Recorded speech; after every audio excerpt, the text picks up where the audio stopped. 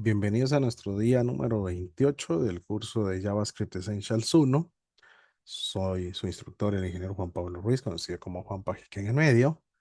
Y este es un curso de certificación para el nivel Entry Level de JavaScript Programmer para el Voucher Exam JSE 4001.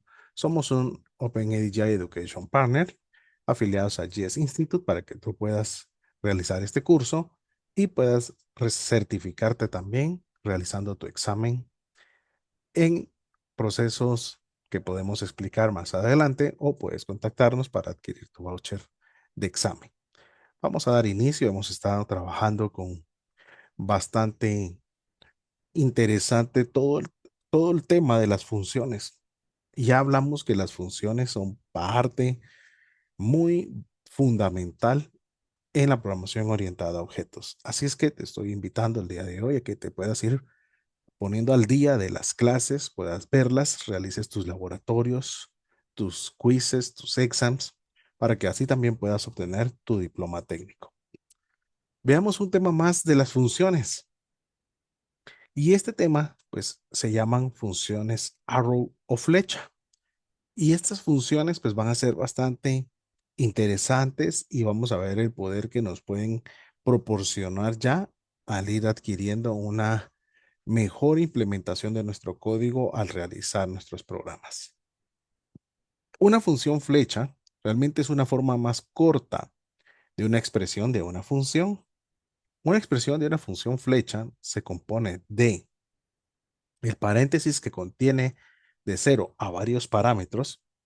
Si está presente exactamente un parámetro, se pueden omitir los paréntesis. O sea que si la función arrow solo va a tener un parámetro, podemos eliminar los paréntesis. De lo contrario, si ya hay dos, sí tenemos que colocar los paréntesis. Y si uso una flecha que se ve así, miren, voy a ampliarlo y aquí ustedes pueden observar que se hace una flecha con el igual y el mayor que. Eso hace la representación del formato de la sintaxis arrow y el cuerpo de la función, que puede estar entre llaves si el cuerpo es más largo. Si una función flecha tiene solo una sentencia y devuelve su valor, podemos omitir la palabra clave return, ya que se agregará implícitamente. Por ejemplo, la función add que ya conocemos. Vayamos a hacer la función add típica que ya nosotros teníamos. Después vamos a aprender a cómo se podría escribir en un formato arrow y todavía cómo se podría simplificar aún más la función. O sea que podríamos ir a conocer dos procesos más que la función tiene. Entonces ahorita con esto vamos a aprender que hay tres formas de funciones para poder hacer un determinado script. Vámonos a nuestro Visual Studio Code. Creemos el día de hoy, 28 vía 01.js. Guardamos esto aquí, agrandamos y le vamos a ir a decir que estamos trabajando con funciones arrow. ¿Ok? Veamos el ejemplo número uno. Y este ejemplo número uno era lo normal. Nuestra función add que ya teníamos, le vamos a decir que es un function de a, b como parámetros. Le hacemos sus llaves y le decimos que nos retorne a más b, ¿verdad? Entonces tenemos prácticamente que este sería la función y podemos hacer un llamado a la función como add 10,20 y básicamente ya tenemos la función tradicional que ya todos habíamos estado conociendo. La podemos ir a ejecutar y podemos ver que su resultado es 30. Entonces, todo muy bien hasta este momento. Podemos ver cómo está funcionando. Indicábamos que podríamos mejorarla haciendo uso de nuestro ejemplo número 2. Va a marcar error el archivo, pero estamos ejecutándolos por run codes, entonces no vamos a tener problema de ello, porque no lee el código previo. Vamos a decirle let add es igual, miren, a, coma b, y le vamos a ir a decir arrow, como se hace la flecha, llave, return A más B. Miren, console.log.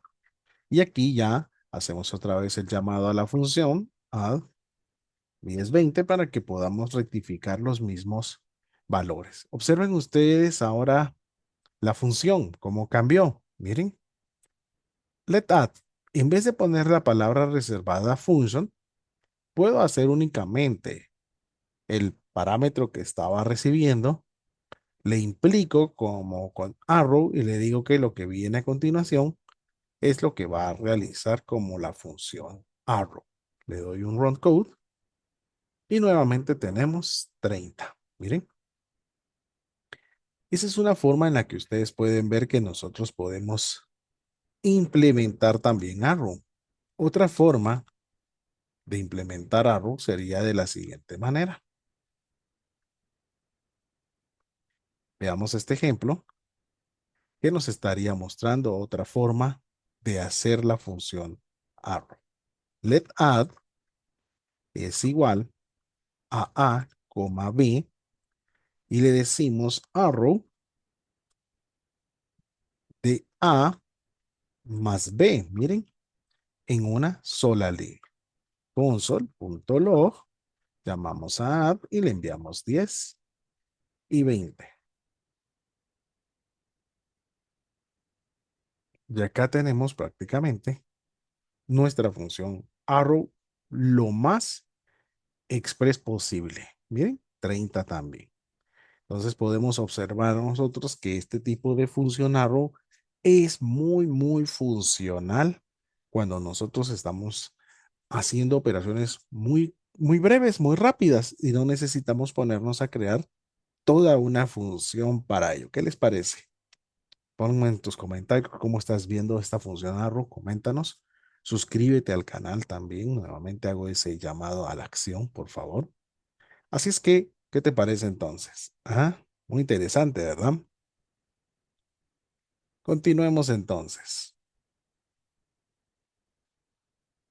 Si la función flecha toma exactamente un parámetro, se pueden omitir los paréntesis como lo estuvimos viendo. Volvamos a los ejemplos con la función recursiva factorial, que toma exactamente un parámetro n. En el ejemplo anterior lo declaramos usando la sentencia de función que ya hemos empleado. ¿Se recuerdan ustedes que ya lo habíamos estado utilizando? Usando la expresión de la función flecha, podemos escribirla en una forma aún más compacta. ¿Ok? Toma en cuenta que esta vez el parámetro no se va a proporcionar entre el paréntesis. Nuevamente, si la función flecha toma exactamente un parámetro, se pueden omitir los paréntesis, dado que la función devuelve el resultado de exactamente una instrucción. También se puede omitir la palabra clave return si fuera necesario. ¿Ok?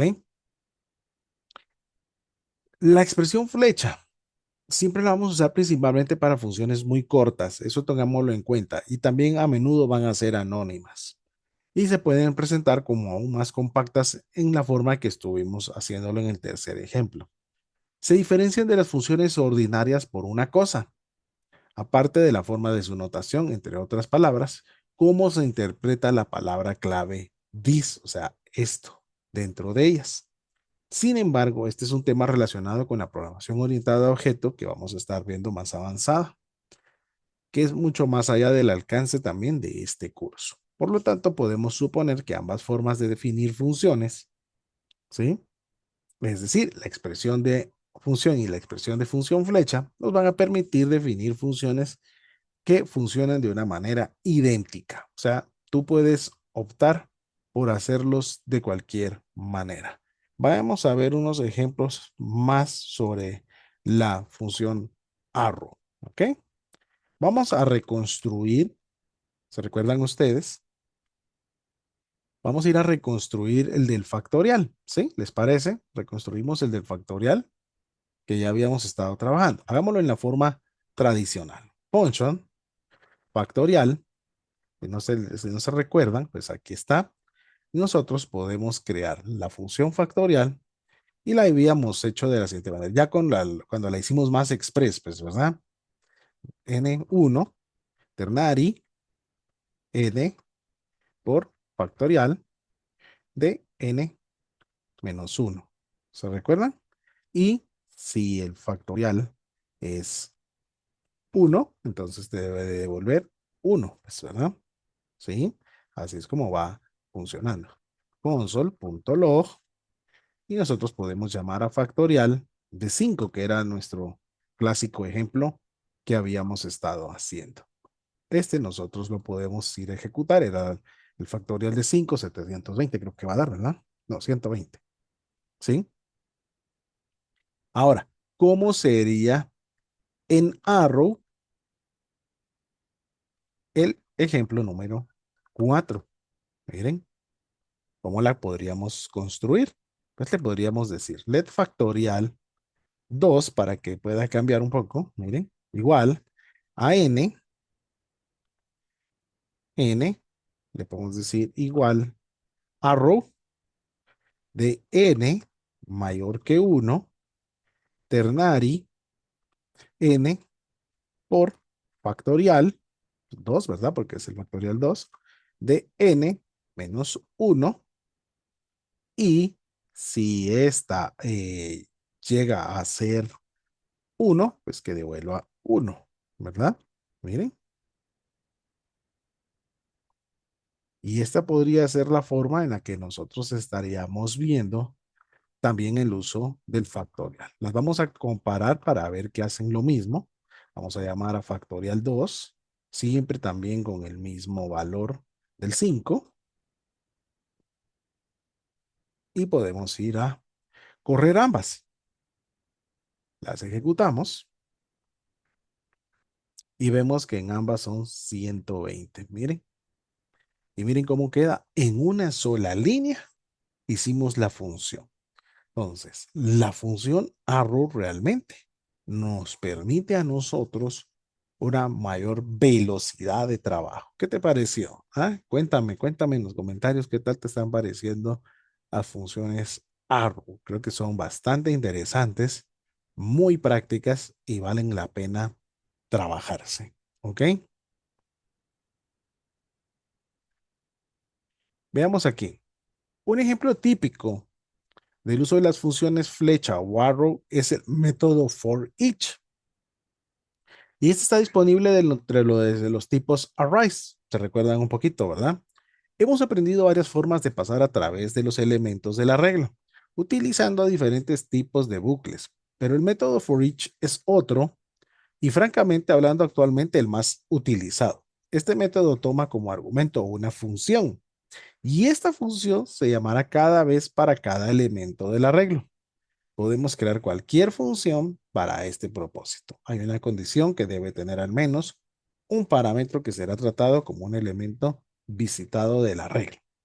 La sintaxis de esta función puede ser un poco más compleja, pero la explicación la haremos en la siguiente parte del curso. Veamos un ejemplo sencillo de lo que está ocurriendo aquí.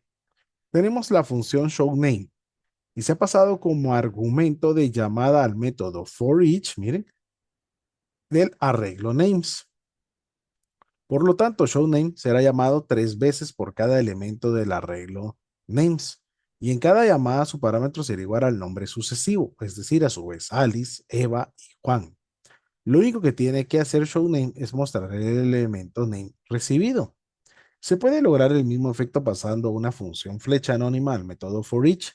Ni siquiera lo almacenamos en una variable porque asumimos que la usaremos solo aquí y no la volveremos a consultar. Vayamos a ver cómo está funcionando este ejemplo del for each que nos podría ayudar ahora más a seguir trabajando. Miren, le decimos ejemplo número 5 y construyámoslo. Tenemos un array names, el cual le vamos a decir que está conformado de, perdón, le vamos a decir que está conformado de Alice, de Eve y de John. Bueno, tenemos este array y ahora le podemos decir function show names element, que sería lo que está recibiendo. Y miren, yo le puedo ir a decir ahora entonces console.log de elements, element, ¿verdad?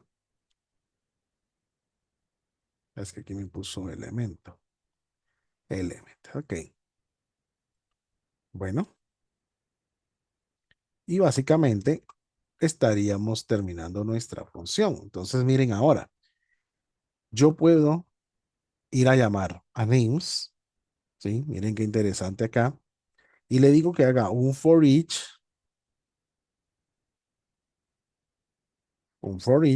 de show names. Miren,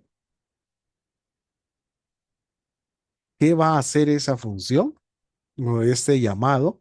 Le estoy diciendo que recorra el array names y haga uso de la función show names. La función show name va a ir imprimiendo el elemento por... Profe, pero aquí no hay un for, aquí no hay un ciclo while, aquí no le estamos diciendo cuál es el índice. No, porque for each ya tiene grabado implícitamente esto en él. Entonces no lo necesita, él ya sabe que la instrucción hace eso, pues, ¿verdad? La instrucción hace eso. Entonces eso lo vuelve muy poderoso y muy interesante. ¿Ok? Vamos a ejecutarlo. Tenemos que seleccionar bien. Una letra que no seleccionemos nos produciría un error. Miren, Alice, Eve y John. No importa si nosotros seguimos agregando elementos, ¿sí? No importa si nosotros seguimos agregando elementos, ella va a seguir funcionando en su instrucción de la misma manera. Miren, entonces, for each viene a darnos bastante fuerza en nuestro trabajo. ¿Qué les pareció? Cuéntenme, cómo vieron las funciones arrow, cómo vieron for each, cómo podemos estar optimizando ahora mejor nuestro código todavía, pues, ¿verdad? Y cómo nos ayuda a hacer un mejor código este tipo de funciones arrow o funciones flechas. El resumen de nuestra sección, que ya hemos ido terminando, miren, las funciones son uno de los elementos más fundamentales de la programación. Y en la mayoría de los lenguajes, y es difícil imaginar escribir un programa sin ellas. Ahora ya nos empiezan a ser parte de nuestro trabajo, de nuestra programación modular. En nuestro curso los hemos estado usando desde el principio. Después de todo, el método log del objeto de la consola, que es simplemente console.log, también es una función. Entonces usamos funciones creadas y proporcionadas por otros programadores. En caso de console.log, en realidad es una parte integral del lenguaje provisto como una función, pero hay muchas funciones que brindan alguna funcionalidad nueva y están escritas por terceros, empresas, organizaciones o desarrolladores privados. Estas funciones suelen estar disponibles en formas de bibliotecas, es decir, conjuntos de funciones que se dedican a resolver una clase específica de problemas, por ejemplo, mapas, visualización de datos o manipulación del DOM como jQuery. Una cosa es usar funciones listas para usar, pero otras muy distintas es escribirlas para tus propias necesidades. Las funciones permiten, entre otras cosas, una división lógica más sencilla del programa, reutilizando el mismo código y probando partes seleccionadas del mismo. En este capítulo se te ha familiarizado con diferentes métodos para definir funciones. Realmente trabajamos con demasiadas. Declaración clásica, usando la declaración de función, expresiones de funciones o expresiones de función flecha, pasándoles parámetros y devolviéndoles valores de ellos. Has visto las diferentes de funciones nombradas y anónimas. Se te ha familiarizado con el concepto de funciones callback y hemos visto cómo entendemos la recursividad en una función. Entonces, si es necesario, podrás no solo escribir tu propia función, sino también personalizar la forma en la que las defines y las usas. Por supuesto, este capítulo no agota el tema de las funciones en JavaScript, pero es una buena base para ejercicios posteriores que te permitirán comenzar a usar funciones mientras programas. Creo que sí fue bastante extenso el uso de las funciones que estuvimos viendo. Fue bastante interesante y creo que pues tenemos que dominarlas, tienen que dominarlas. Yo les pido, por favor, que traten de dominarlas, que traten de buscarlas para su uso, aprendan a manejarlas. Vale la pena poderlas aprender, poderlas manejar, que ustedes las puedan dominar, ¿sí? Entonces ahora podemos ver que ya podemos realizar el Lab M516, podemos realizar el Lab M517, el 518, ya podemos realizar el módulo 5 quiz y el módulo 5 test que voy a estar compartiendo en la descripción del video y en el Discord y en la comunidad de WhatsApp que te invito a te unas. Escríbenos o pon un comentario que estás interesado en ingresar en las comunidades y te enviaremos el link para que tú puedas ingresar a la comunidad. ¿Ok? Bueno, vamos a continuar todavía. Vamos a hacer énfasis en este momento de algo bien importante que queremos anunciarles. Queremos recordarles o anunciarles que vamos a iniciar esta beca gratuita. Observa que es gratuita, por favor. Aprende desarrollo web desde Google Developers. Es una beca gratuita, como ya lo indicamos. El contenido oficial es por Google. Esto es por Google for Education. Vamos a estar trabajando en la serie de web developers, que es el web dev. Vamos a aprender a utilizar el IDE de Google en la nube, que es el Project IDX, que en él vamos a poder estar llevando nuestro curso. El curso es un material oficial que tú puedes realizar por tu propia cuenta, pero lo vamos a hacer guiado como yo como instructor de este curso. Juan Pajic Bootcamp te invita a la primera parte del desarrollo de apps, del desarrollo web, como Google for Education, que nos está apoyando para que ustedes puedan estudiar HTML5. Iniciamos este 12 del 2 del 2025, que es este día miércoles de la siguiente semana, todos los miércoles. El cupo es limitado. Vamos a dejar el link de inscripción en la descripción del video. Entonces tú puedes a registrarte para reservar tu cupo. Recibirás un mail donde se indicará horas previas a la clase, el acceso para que tú puedas entrar a verla. Va a incluir un diploma técnico a base de realizar el proyecto que Google mismo nos pone a que trabajemos. ¿Ok? Bueno, eso va a estar muy, muy interesante. No te lo pierdas. Es el camino de la primera formación en Web Dev de Google Developers. Ok, pues vamos a continuar. Vamos a seguir platicando de este curso que todavía tenemos mucho que hacer. Llegamos a la recta final, nuestro último módulo. Llegamos a nuestro módulo número 6, ya, en el cual vamos a estar trabajando errores, excepciones, depuración y solución de problemas. Y después de completar este módulo 6, el estudiante que performance ha alcanzado obtendrá una comprensión de las diferencias entre errores sintácticos, semánticos y lógicos. Miren qué interesante. Entenderá el concepto de una excepción y distinguirá entre las excepciones básicas generadas por JavaScript cuando ocurre un error, syntax error, reference error, type error y range error. Tendrá la capacidad de manejar excepciones usando la instrucción try catch y final. Podrá generar sus propias excepciones usando la instrucción throw. Tendrá las habilidades para usar el depurador para el análisis básico de su propio código, que incluye ejecución paso a paso, visualización y modificación de variables y medición del tiempo de ejecución del código. ¿Qué les parece? Entonces vamos a dar inicio a nuestra sección número 1 para que podamos empezar a trabajar y a conocerlas. ¿Les parece bien? Bueno, ¿qué son los errores y las excepciones? Y esto es muy importante que podamos prestar atención, por favor, porque es la forma en la que nosotros vamos a poder estar manejando de una mejor manera nuestro código de programación. Los errores van a ocurrir, ¿sí? Los errores van a ocurrir. Ciertamente ha sido testigo en múltiples ocasiones de diferentes aplicaciones que funcionan mal, se vuelven inestables, arrojan resultados inesperados o incluso se apagan sin control. Desafortunadamente nosotros los programadores somos responsables de la mayoría de estos problemas, incluso si no causamos estos problemas directamente. Probablemente no anticipamos ciertas situaciones que podrían conducir a un mal funcionamiento del programa. Por ejemplo, la falta de conexión a la red entre ellos, pues, ¿verdad? Ocurrirán errores en el funcionamiento de los programas. Tenemos que aceptar eso. Mientras tratamos de minimizar su número y mitigar el daño que potencialmente pueden causar, podemos cometer errores en cada etapa del desarrollo de software, desde un diseño incorrecto hasta errores tipográficos comunes en el código que escribimos. Los errores serán el resultado de una concepción errónea al tratar de resolver un determinado problema, el mal uso del lenguaje de programación o la incapacidad de predecir comportamientos extraños del usuario. Desafortunadamente, los errores en el código que causan errores son una parte integral para la programación. Este hecho se expresa mejor con las palabras de uno de los fundadores de la informática moderna, Edzer W. Dijkstra.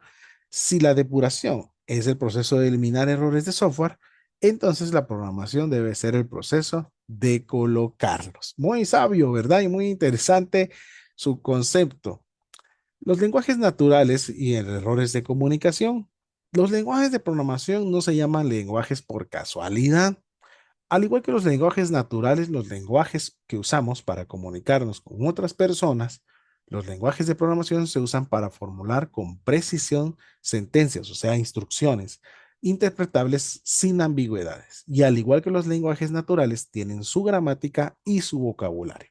La gramática o formalmente la sintaxis de un lenguaje de programación es un conjunto de reglas que definen la estructura de las instrucciones, es decir, las oraciones del lenguaje natural. Estas reglas suelen ser muy precisas y especifican, por ejemplo, el orden en el que escribimos determinadas palabras claves u operadores. Hasta este momento creo que a todos nos dimos cuenta cómo van funcionando las instrucciones, no solo en este lenguaje de programación, sino en todos, pues, ¿verdad? Cada lenguaje también tiene su propio vocabulario limitado. Es una lista de palabras que se pueden usar para construir instrucciones, es decir, nuevamente las oraciones de un lenguaje natural. Esta imagen está bastante simplificada, pero debería permitirnos comprender qué errores pueden ocurrir, ¿sí? Al usar el lenguaje. Y para comenzar, intentaremos presentar las diferencias entre varias categorías de errores usando un lenguaje natural. O sea, veamos ahorita cómo nos expresaríamos nosotros. Imaginemos que estamos organizando una fiesta. ¿A quienes no les gusta organizar fiestas? A todos nos gusta organizar fiestas, ¿verdad?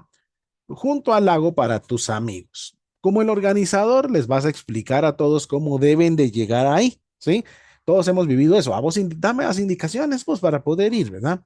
Pero como siempre en tales situaciones, alguien siempre se pierde y casi llegan, pero luego envían un mensaje de texto pidiendo instrucciones adicionales. Y envías una respuesta en la que les dices que giren a la derecha en el primer camino, después salir del bosque y luego conduzcan otros 500 metros. Como todavía estás en el camino, le pides que esperen en el lugar. En el mensaje correcto podría verse así. Miren, pues, miremos qué interesante se ve esto, pues, ¿verdad? ¿Ok? Miren, pues, dice así. Pongan atención todos a esta línea, por favor. Dice, después de dejar el bosque, gira a la derecha hacia el primer camino y conduce 500 metros. Espérame en el lugar. Eso mandamos en un mensaje de nosotros ahí de WhatsApp, de Telegram, de lo que sea.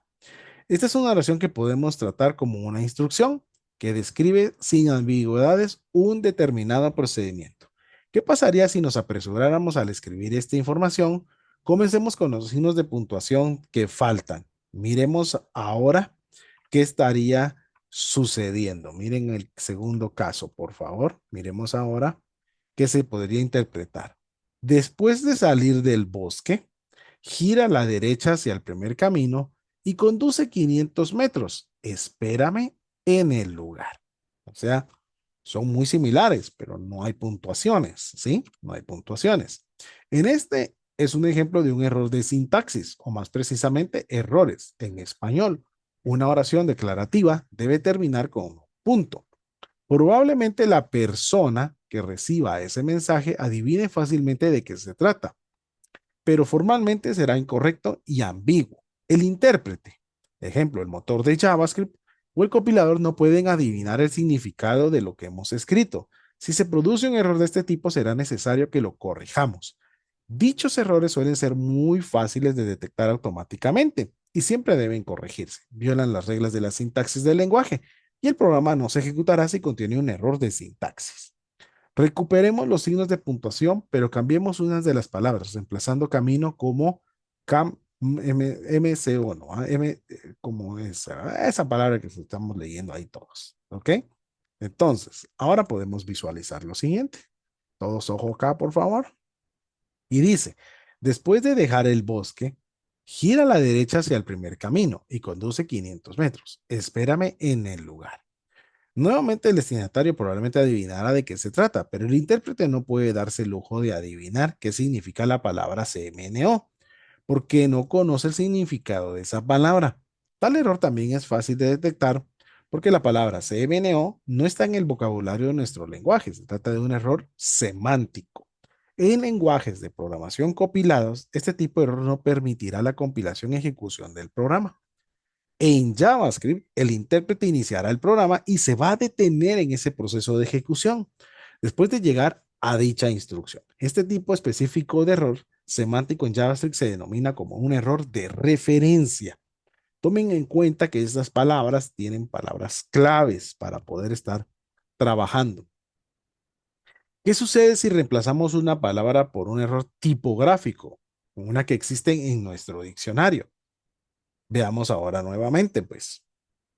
Si nosotros ahora vemos esta opción, todos acá, por favor, dice, después de dejar el bosque, gira a la derecha hacia el primitivo camino y conduce 500 metros. Espérame en el lugar. Esta vez hemos cambiado la palabra primero por la palabra primitivo. Si una persona analiza la oración, sentirá que algo está mal y comenzará a buscar un error. Palabra primitivo no coincide en absoluto con la oración y probablemente adivinará con qué reemplazarla. Este tipo de error ya no será tan fácil de detectar para un intérprete. La palabra está en el vocabulario y el análisis tiene que hacerse en un contexto más amplio. También es un error semántico. La última categoría son los errores lógicos. Son por mucho los más difíciles de encontrar porque desde un punto de vista formal todo parecerá correcto. Deberíamos decirle a nuestro amigo que gire a la derecha, pero ocupado con otras cosas, nos apresuramos a escribir a la izquierda. Imagínense ustedes cómo estamos ya desmenuzando este error, pues, ¿verdad? Y ahora le podríamos nosotros ir a decir lo siguiente. Miren, pues, entonces, ojos con el mensaje. Y ahora diría, después de dejar el bosque, gira a la izquierda hacia el primer camino y conduce 500 metros. Espérame en el lugar. Formalmente todo parece correcto, sintaxis, vocabulario, contexto, la información es consistente y sin ambigüedades, pero obviamente incorrecto. El error no se detectará hasta que alguien intente seguir esta instrucción y desaparezca en algún lugar del destino. Los dos últimos errores pueden parecer bastante similares a primera vista, pero describen dos situaciones completamente diferentes. Un error lógico hace posible ejecutar las instrucciones, pero dará un resultado erróneo. Una instrucción con un error semántico no tendrá sentido, por lo que es más probable que no sea posible ejecutarse de esa forma. Bueno, ¿qué les pareció los tipos de errores que podemos llegar a tener y conocer dentro de JavaScript? Bueno, vamos a comenzar con los primeros para que podamos ir dándonos una idea de qué podemos ir encontrando en estos errores, por favor. Vamos a intentar generar errores sintácticos, semánticos y lógicos en JavaScript para realizar pruebas de forma controlada. Digamos que queremos escribir una función arrow simple llamada multiply que multiplicará los dos argumentos proporcionados. Vamos a ir a trabajar los ejemplos para que ustedes puedan ver qué tipos de errores podemos ir encontrando en JavaScript. Para ello vamos a crear un nuevo archivo y le vamos a ir a decir 28 día 02.js. Creo que es mayúsculas, pues, ¿verdad? Lo vamos a renombrar porque no se ve bien así. 28 día 02. Bueno, vamos a comenzar con errores y excepciones. Vale, ok, todo muy bien. Entonces veamos ahora lo que procede. ¿Sí? Uno, dos, tres, probando sonido. ¿Sí se escucha bien? Ok, vaya. Entonces, el ejemplo número uno, nosotros lo podemos ir a visualizar de la siguiente manera. let multiply igual, y le vamos a decir, miren, A, B, ¿sí? Ya vemos que ya hay un error ahí, el mismo navegador, el mismo editor nos lo está indicando y le vamos a decir A más B, ¿ok? Let result, porque nosotros seguimos trabajando, pues, ¿verdad? Y le vamos a decir que es igual a multiply de 10,20, punto y coma, y console.log de result. Miren, ese sería nuestro primer ejercicio donde nosotros lo que podríamos ir a visualizar va a ser lo siguiente. Vamos a agrandar aquí, ya que los ejemplos no van a pasar tanto. Miren, ¿qué tipo de error tenemos? Syntax error, ¿verdad? ¿Sí? Un expected identifier B, o sea, dice, bueno, hay un identificador B que no es, no logro identificar qué está sucediendo aquí, pues, ¿verdad? Entonces, nos enseña que este es un error de sintaxis, pues, ¿verdad? Este es un error de sintaxis. Miren cómo van ocurriendo entonces los tipos de errores que nosotros podemos ir manejando. Lo vamos a corregir, pero ahora de todas maneras vamos a cometer otro error. Miren, vamos a cometer otro error. ¿Les parece? Vale, miren, pues, ¿qué es lo que vamos a hacer ahora? Bueno, vamos a ir a hacer nuestro ejercicio número 2 y decimos, bueno, vamos a hacer nuestra versión 2 del ejercicio, lo vamos a corregir, ¿sí? Y entonces le decimos let multiply, pero nos quedamos hasta ahí, miren, se nos olvida ponerle la i. Corregimos el error, le ponemos su coma. Ese era el error que estábamos viendo anteriormente, pues, ¿verdad? Entonces le ponemos su coma, hacemos el arrow, a más b, y ahora le decimos let result va a ser igual a multiply, porque estamos usando multiply, ¿sí? Y le decimos 10,20. Recuérdense que el código de arriba no existiría, ¿sí? Console.log de result, ¿ok? Entonces, todo correcto, corregimos nuestro error, pero resulta que ahora a multiply le pusimos otro nombre. Ejecutamos y ahora podemos ir a observar que hay otro tipo de error. Miren, cuando se hace el llamado de let result, que es en la línea número 10, ¿sí? Y se llama a multiply, el indicador está aquí, ¿sí? Y nos dice, reference error, multiply is not defined at object. O sea, no la hemos definido. Entonces ahora estamos viendo otro tipo de error que se puede presentar también dentro de nuestro código. Es bueno que los vayamos identificando, por favor. Esa ha sido la finalidad de que nos vayamos dando cuenta. Sin embargo, corregimos el error y ejecutamos el programa nuevamente. ¿Sí? Éxito, no se han cometido errores, pero el resultado es un poco sospechoso. 30 ciertamente no es el resultado de multiplicar 10 por 20. Vayamos a ver. Vamos a ver, vamos a ver, vamos a ver qué nos está diciendo. Que corrijamos y que ahora hagamos nuestro ejercicio número 3 corregido. Vaya. ¿Cómo lo vamos a dejar? Let multiply es igual a A, B, arrow, A más B, todo muy bien, ¿sí?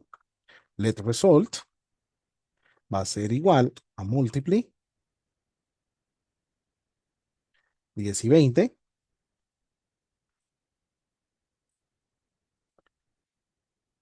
console.log de result. Ejecutamos nosotros ahora y observamos que el resultado y la función ya es correcta, 30. Ahora, ¿qué tipo de error podríamos estar viendo nosotros acá? ¿Sí? ¿Qué tipo de error podemos estar visualizando? Aquí nos dice, ¿sí? El código todavía no es correcto, ya que se supone que la función se usará para la multiplicación, pero por error hemos insertado un signo de suma en lugar de multiplicación. Este es un error lógico, típico, imposible de detectar tan automáticamente. Desde un punto de vista formal, todo está construido correctamente, pero la lógica de nuestra función es incorrecta. Estamos haciendo que haga algo diferente a lo que pretendíamos. El intérprete de JavaScript no puede detectar tales errores porque no puede saber lo que planeamos lograr escribir en dicha función. Entonces, esos son errores lógicos que nosotros podríamos ir a encontrar, ¿ok? Y lo deberíamos de poder corregir, ¿sí? Entonces nosotros deberíamos de poderla ir a corregir. ¿Cómo la podemos corregir? Podremos corregir esa únicamente, pero la vamos a copiar, la vamos a dejar como huella de nuestro historial de trabajo y deberíamos de irle a poner su indicador de multiplicación. Con esto, básicamente para nosotros ya multiply está corregido y debería dar lo que dice multiply 200, ¿verdad? Y es la forma en la que nosotros podríamos ir encontrando que vamos corrigiendo nuestro código. ¿Les parece bien? Interesante. Todos muy bien. Cuando JavaScript detecta errores sintácticos o semánticos, genera y arroja objetos específicos que contienen información sobre el error encontrado. Por lo general, en tal situación decimos que se ha producido un error. En el caso de errores de sintaxis, el motor de JavaScript nos permite ejecutar el programa. No nos permite ejecutar el programa, perdón. Y en la consola recibimos información sobre lo que ocurrió, como los que acabamos de ver, pues, ¿verdad? Pero los errores lógicos vimos que no los detecta. Los errores que no sean de sintaxis, por ejemplo, errores semánticos, generalmente se denominan errores en tiempo de ejecución en JavaScript. Y estos van a aparecer mientras se ejecuta el programa. También podemos llamar las excepciones de forma predeterminada. Las excepciones lanzadas interrumpen la ejecución del programa y hacen que aparezca la información adecuada en la consola. Observemos esto en nuestro ejemplo con la función multiply a continuación, ¿verdad? Que estuvimos trabajando. Nos dimos cuenta que se arrojaba ese tipo de error. Generemos de nuevo la situación errónea. Miren, pues, el error tipográfico de la palabra console es un error semántico en JavaScript llamado reference error. JavaScript no conoce la palabra conole, como estamos viendo aquí, miren. Como puedes ver, el programa dejará de funcionar solo en la segunda línea y aún podrá ejecutar la primera línea correctamente. Es posible evitar que el programa se detenga en tal situación. Esto se llama manejo de excepciones o generalmente manejo de errores. Ahorita nos vamos a dar cuenta nosotros que se va a detener, va a poder imprimir la línea número 2 y luego en la número 3 se va a detener porque el intérprete de JavaScript lo va a detener, ¿verdad? Veamos entonces un ejemplo número 5. Console, nosotros le decimos console log, aquí le diríamos ABC. Podemos decirle conole, porque nos confundimos, dimos un mal teclazo, pero ahí me lo corrigió. Conole.log y yo le podría decir ABC, miren, ¿sí? Y vuelvo a poner console.log, correcto, y le digo ABC. Entonces, podemos ir a observar nosotros que nos hemos confundido, pero observemos qué va a suceder si ejecutáramos esta porción de código. Miren, se hace el ABC de la línea 24 y en la siguiente detecta un referencer. Conole is not defined at object. Entonces, no reconoció la función y hace un detente en el tiempo de ejecución. Pero lo podemos observar que se está ocurriendo en el momento que el programa va trabajando. ¿Ok? Vamos viendo que eso está ocurriendo en el momento que el programa trabaja. O sea, no ocurre en ese momento. No lo puede imprimir, pues. Para manejar excepciones generadas en JavaScript, como en muchos otros lenguajes, vamos a conocer las instrucciones try y catch. Miren, si se llega a lanzar una excepción en el bloque del código después de la palabra try, el programa no se interrumpe por completo, sino que salta a la parte del código después de la palabra catch y continúa desde ahí. Echaremos un vistazo más de cerca a esta construcción en breve. ¿Qué me interesa hablar de esto o que ustedes lo puedan dominar para ir cerrando nuestra clase de hoy? Esto básicamente va a evitar que nuestros programas les ocurra esto, que se detengan, miren, que se detengan en un tiempo de ejecución. porque no es bueno. Nosotros tenemos que levantarnos o sobreponernos de una caída en nuestro sistema. Qué mal sería que los programas, dado un error, porque el usuario ingresa un valor incorrecto, porque haya un error de tipos, por todo eso, el programa se quebrara, se detuviera, más desplegara un error del intérprete. Y como programadores nos estarían llamando para decirnos que hemos puesto mal el código. Entonces, nosotros mismos tenemos que poder levantarnos de una caída de nuestros programas. Y para ello, estas instrucciones, como son el hecho de try y catch, nos van a ayudar. Miren, pues, entonces yo hago try, creo un bloque de código y le digo console.log. Ya lo vamos a ver más implementado después. Ahorita lo vamos a usar solo para este proceso que estábamos trabajando. Miren, con ole.log, porque nos hemos confundido nuevamente, y le decimos ABC. Yo ahora puedo venir y decirle catch.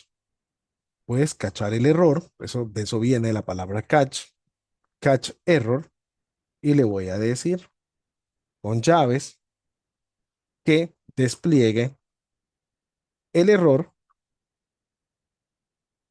punto message que hemos capturado, miren, y que me lo despliegue en pantalla. Voy a poner acá un console log y les voy a poner acá a ustedes, miren, el programa continúa. Y esto nos demostraría que nuestro programa no se rompe, no se rompe. Miren, vamos a ejecutarlo. Y aquí empieza la corrección. Miren, ABC prácticamente está haciendo el primer ABC que venía de aquí, ¿verdad? Todos bien. Sucede que con Nole no está bien. Entonces, miren, hace el catch y dice con Nole is not defined, pero el programa no se quebró. Ya no sucedió lo de allá arriba y ustedes todos pueden observar que se continúa con la siguiente línea. Entonces, los bloques try catch nos pueden ayudar a que nuestros programas no se detengan en su proceso de ejecución al encontrar errores. Quiere decir que nosotros podemos manejar los errores. Nosotros podemos administrar los errores dentro de nuestro código y evitar las rupturas de código. ¿Qué les ha parecido? Cuéntenme en los comentarios, por favor, cuéntenme en los comentarios, ¿sí? Hasta ahí vamos a llegar el día de hoy. Vamos a seguir trabajando con excepciones, que es try y catch, para que ustedes sigan aprendiendo cómo vamos a ir saliendo de nuestros errores. Ahorita solo dejamos una breve introducción al uso de try catch y de conocer algunos de los errores que podemos encontrar en JavaScript que van a hacer que nuestros programas se detengan. Pero démosle un fuerte enfoque, por favor, a try y catch, que nos van a estar sirviendo bastante durante este siguiente fase de curso. Así es que pónganle observación a este bloque de código, el cual vamos a seguir trabajando en las siguientes clases. Me despido de ustedes. Soy su instructor Juan Pablo Ruiz, conocido como Juan Pajic, y esta beca ha llegado gratuita a ustedes a través también de nuestros patrocinadores, que es Retailsoft, licencias de software Retails que ustedes pueden adquirir. Se encuentran Office, se encuentran Windows 10, Windows 11, Microsoft 365, encuentran Copilot, encuentran Canva, encuentran antiviruses, encuentran todas las suites de Creative Cloud, encuentran de Adobe, hay de Autodesk, muchas licencias que todas son originales en licencias de volumen que ustedes pueden adquirir también de manera individual. Pueden entrar en la comunidad, hay una sección de Retail Soft para que ustedes puedan ver todo el software que se encuentra disponible a un menor precio para ustedes. Bueno, me despido entonces y seguimos en nuestra siguiente clase para el día miércoles.